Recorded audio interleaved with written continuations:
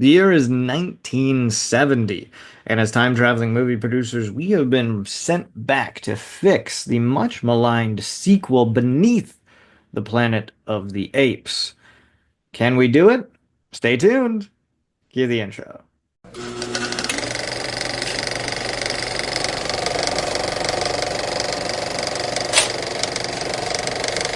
Hey, everybody, and welcome to the Mirror Movie Universe podcast. I'm Nate. I'm one half of the hosts of this shindig of a show, and across the aisle and across the country from me is Dan, my older brother. Say hello, Dan. Hey, I'm kind of like the Cornelius to your Dr. Zaius, as it were. Oh, that's incredibly insulting. But in any case, we're going to talk today about Beneath the Planet of the Apes, sequel to the masterpiece of film, and the first of the sequels that is quite not a masterpiece of film, Beneath the Planet of Pretty the bad. Apes. Pretty bad. We're going to talk about what we like and what we would fix about it if we were time traveling movie producers. But in order to talk about it, we're going to have to talk about what happens in it. So, Beneath the Planet of the Apes is a direct sequel to the 1968 masterpiece of film. We follow Taylor, played by Charlton Heston, and Nova. We're going along the beach after discovering the Statue of Liberty, and almost immediately, Taylor vanishes behind a magic wall, and Nova freaks out and runs away.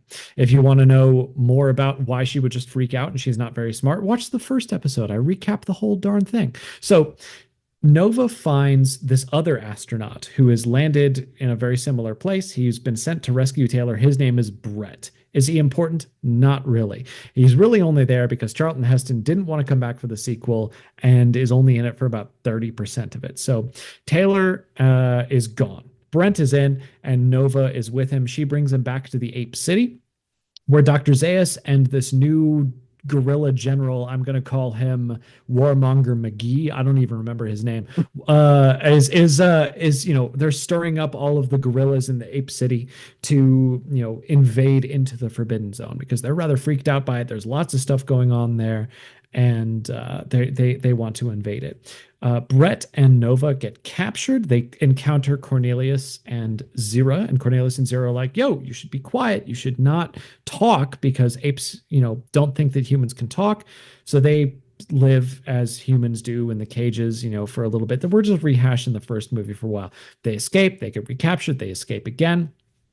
The apes are marching into the Forbidden Zone. They encounter a bunch of visions of apes on fire and all of this kind of stuff. They realize that they're just visions and they continue. Brett and Nova go into the Forbidden Zone. They find the ruins of old New York City, specifically old New York City in the, like the subway tunnels.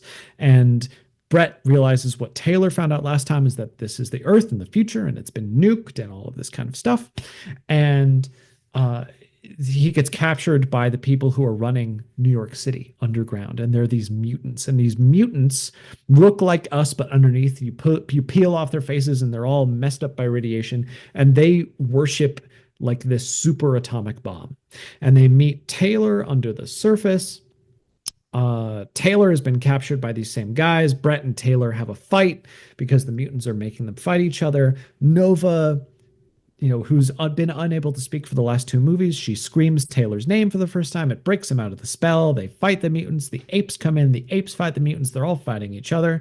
And at the end, they all shoot each other and everyone dies except for Taylor, who's the last one alive. And he presses the button that sets off the nuke that the mutants have been worshiping like a god this whole time. And it ignites the atmosphere and the whole planet blows up. And that's the end. Making Everyone's it dead. impossible to make another sequel, let alone three. Or so we think. And that's the end of Beneath the Planet of the Apes. Dan, what do you like about this movie? This is probably my least favorite one, so I would suspect you're hard pressed to find an enjoyable thing about it. But go ahead. Yeah, it is hard to find an enjoyable thing. I appreciate that the last act they're trying to do something different. With that third act, like they're trying to show like, oh, here's these human mutants who are stuck in the old ways. They're worshiping this atomic bomb. They've evolved, which is kind of nice to see what humans have evolved through in 1,000 years. They're sort of non-violent. They only use visions unless they get violent. I don't know. It's cool to see Nova. speak for the first time. I mean, when Charlton Heston speaks in the first one, it's a huge deal. And when she speaks in Mhm. here, it's also cool to see that these humans can achieve the power of speech if they're, Mhm. maybe like not treated like slaves, Mhm. which is really nice. The themes are there again. You still have the theme of annihilation. You're still in the Cold War. Like they're Mhm. sticking hard with that. I like that they actually blow up the whole planet. Same. That's Hard same. Because blowing up the entire planet in a film that's made in 1969, like you're actually, it's like you're almost finger wagging and teaching people a lesson, but also there's a secondary thing of, you know, you're trying to appeal to the most audience possible. You yeah. know, like most people are probably going to be anti-nuclear weapon at the time, and they're doing that, right? So I get it. I get it. It's a good thing to like. Yeah, and it's you're really going all in with that ending. Like I really enjoy that they're just like, "Yep, we're gonna and then the whole world gets blown up." Nowhere else would you do that. Like there's gonna be a happy ending. There's gonna be something, and here they just go hard in with it. I love that actually. Like that's one of the best things that they have going on. Yeah. Um, what do you Yeah, for like? sure. Well, okay. So the things to like about this are a lot of the theming that you've talked about, like annihilation and all of that kind of stuff. The idea that the world ends at the beginning, sorry, at the end is just great. It's fantastic. The idea of the world being destroyed, not just by apes, but by this sort of militaristic complex. Because the guerrilla general who I called Warmonger I think McGee at it's the beginning, Ursus. or whatever. He just wrecks everything, right? Like he wins against the mutants and then he sees this, big golden bomb at the end. He just starts shooting at it. Like, it's very heavy-handed in its messaging, but it's very like, hey, military is bad. So like I get what it's going for, right? The other thing that I like though is that the mutant makeup is so cool. I get the idea that they went to the makeup artists who did the ape stuff from the beginning and they're like, listen, we want to make another one. Do you want to do something, like do whatever you want, we'll make them, like a race of characters in this film.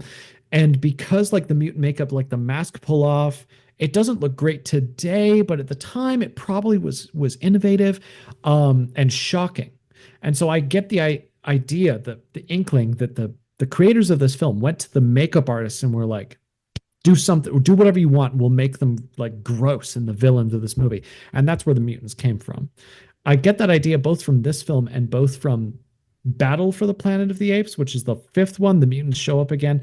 We're probably not going to do an episode on that one. It kind of sucks, but the makeup here is way better than that one. And because like they actually kind of look kind of gross. In the fifth one, they just kind of look like a bunch of adults with acne. But in this one at least, they're really well developed. Um, I also like that there's division amongst the apes, right? Yes. That's the last thing that I like about this movie is a little thing, but the chimpanzees, the orangutans, and the gorillas are the main sort of factions. In the main movie, it's in the first movie, it's really all the apes against Cornelius and Zira. But now we start to understand the chimpanzees are okay. They're intellectuals, they're academics. The orangutans are so intellectual and academic that they don't break out of their bubble and think practically. And the gorillas think too practically and they don't consider, the ramifications of their own actions. And so um it's sort of an allegory of humans, and even at the time humans who approached the Cold War, right? So I like that there's division amongst the apes. Yeah, it's nice that um there's nuance there for sure, and that they're not all just like warmongering. Like it's cool to see yeah, that for sure. yes. But all the same, you can't like everything about this movie, and this one's probably the easiest one to hate on, but not the easiest one to fix. What would you fix about this one? Yeah, so my fix on this, I love that Charlton Heston is back. And he's it's great. Like he agreed to come back to this one if they would let him do like very little work and he could donate his salary. He didn't want to do it. He donated all of his salary to charity from this one. Really? Well, yeah, That's great. That's cool. it's super cool. I should have put that in the first part, not this part. But I think that like he's at the very beginning. He's gone for a good chunk of the film and he comes back in the third act. I think my fix is I think it would be much better if Charlton Heston was not in the beginning of Beneath the Planet of the Apes. He's not in a trailer for Beneath the Planet of the Apes. Cut out that bit at the beginning with him walking on the cliffs and just start it with the other astronaut flying in.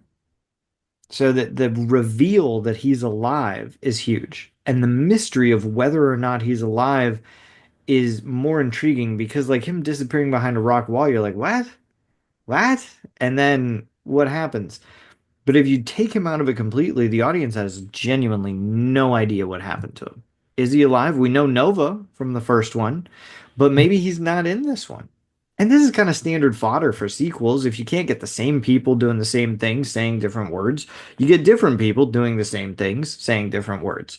And so the audience just automatically assumes they're not going to see him. There's this other astronaut, and then he Mhm. shows up in the third act, and you're like, oh my gosh, what a reveal. I think that's better than any other reveal that you could have. What are your thoughts?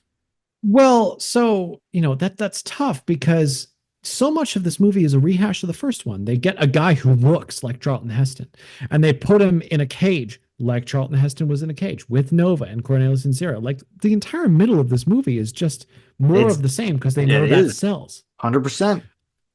So if you remove the first part where Charlton Heston goes away and just kind of start with Brent's Landing, the first half of the movie is really just the same thing as the original. And I don't think I would have walked out of the theater if I saw it or anything. But if I got this from Blockbuster as a kid and was like, oh, this is just a remake of the original, I might have popped that VHS out of the player and stopped watching. You know what I mean? Mm. Um, if you do your fix, you have to lay some breadcrumbs pretty quick with Cornelius and Zira and have them tell Brett about Taylor immediately. And they do, but you have to have him find Cornelius and Zira fast to keep the audience engaged. Be like, what happened to this guy? Is this just a remake?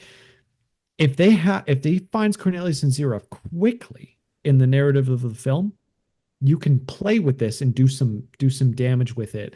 And then when he turns up alive at the end of the movie, it works. It really works, but it's a gamble. You have to realize you're gambling on people not walking out of the film thinking, "Oh, it's just a rehash of the first one."